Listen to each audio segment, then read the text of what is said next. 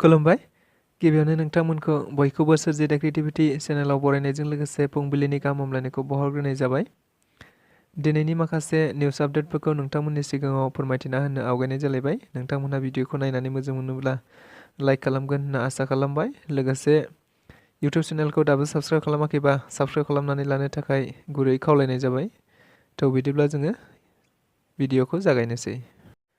गिबियावनो दङ UPPL खौ सरकार हिसाबै खामानि मावनाय बायदि नुवाखै। बेयाव खालि NGO फोरनि हेडक्वार्टार बायदिसो नुनो मोन्दों। बे बाथ्राखौ बुंदों BTC-नि आगुनि बारगय लेङाइ गाहाय मावफुं सोद्रोमा खाम्फा बरगयारि बिथाङा। मिथिनाय बायदिब्ला मैया बिथाङा BPF-नि मोनसे हाबाफारियाव बाहागो लानानै खौरांगिरिफोरनि सिगाङाव बुंदों दि UPPL खौ सरकार हिसाबै खामानि मावनायखौ नुवाखै। बेयाव खालि NGO-नि हेडक्वार्टार बायदिसो नुनो मोननाय जादों। लोगोसे बिथाङा निटकम मोनसे NGO-खौ प्रमद बर'आ थांनाय सरकारनि स्केम आरो बायदि हाबाफारिनि हिसाब खालामनो होदों। नाथाय बेयाव निटकम-हा मोनथाय गैया सरकारनि खामानि मावनायखौ हिसाब खालामनो होन्नाबो खौरांगिरिफोरनि गेजेराव बुंथिना होबावो मानगोनां बिथाङा। जिसुआ सुमफ्रामारिया अनसुंथाइ होदों। नंगौ, मिथिनाय बायदिब्ला सरकारनि खामानिखौनो दिनै बिथां जिसुआ सुमफ्रामारिया मावदों। मख'जाथावदि सलमारि कलबारि दैमालु एमइ स्कुलनि गोजौनि टिनआ गोबाव समनिफ्रायनो गब्लंनानै थानायखौ नुनानै मैया बिथाङा बै गामिनि फोरोंगिरि आरो रायजो राजाफोरजों सावरायज्लायना गावनि फालांगि खालामना मोननाय रांजोंनो गोजौनि टिनखौ गोदानै दोनानै होनाय जायो होनना मिथिनो मोननाय जादों। बेनि थाखाय बै गामिनि रायजो राजाफोरा बिथां जिसुआ सुमफ्रामारिनिसिम साबायखर बावनाय जायो। गसाइगावनि साखाथियाव ब्रयलार दाउ हमजादों।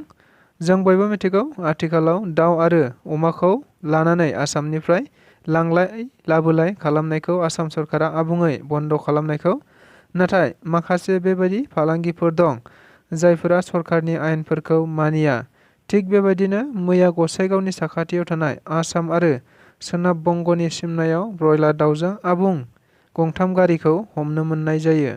मिथिनाय बायदिब्ला फुंनि समावनो बबेबा हाग्रा सिंनि लामाजों लांनायखौ नुनानै रायजो राजाफोरा हमनानै ग्राहामपुर पुलिसनो गथायहैयो होननानैबो मिथिबावनाय जादों। फैगौ बिसायख'थियाव सालाकाथि बियाबनिफ्राय गासै 80% BPF-नो भट होगोन बाथ्राखौ बुंदों आथिखाल BPF-नि MCLA देरहासार बसुमतारी बिथाङा।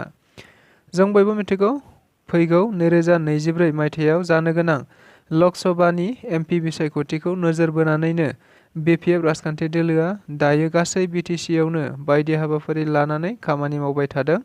बेबायदिनो मैयाबो सालाकाथि बियाबाव BPF-नि मोनसे हाबाफारियाव बाहागो लानानै बिथां देरहासार बसुमतारीया बुंदों दि फैगौ बिसायख'थियाव जा भट होयो बेनिनो 80% सुबुंफोरानो BPF-नो भट होगोन होननानै खौरांगिरिफोरनि सिगाङाव बुंथिना होयो।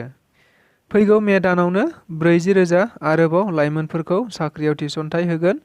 बे बाथ्राखौ बुंदों दानि आसामनि गिबि मन्थ्रि डक्टर हिमन्त बिश्व शर्मा बिथाङा।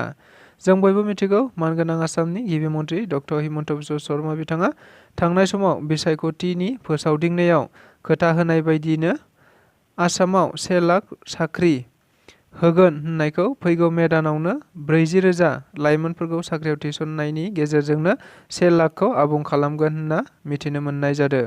बेनो मोनसे जारिमिन जागोन जेराव रावनिफ्रायबो थाइसेबो रां लायालाबानो साख्रियाव थिसनदों। बे बाथ्राखौ मैया गिबि मन्थ्रि डक्टर हिमन्त बिश्व शर्मा आसामनि आयेन आफादाव बुंथिना होदों। फोरोंगिरिफोरा साख्रि खोमानांनो हागौ। नंगौ, मैया आसाम सरकारा मोनसे फोसावथाइ होदों दि आथिखालाव आसामाव गोबां फोरोंगिरिफ्रानो फोरोंगिरि साख्रि मावनायजों लोगोसे गुबुन गुबुन आफाद दोलोफोराव बायदि खामानियाव नांथाबनानै थायो।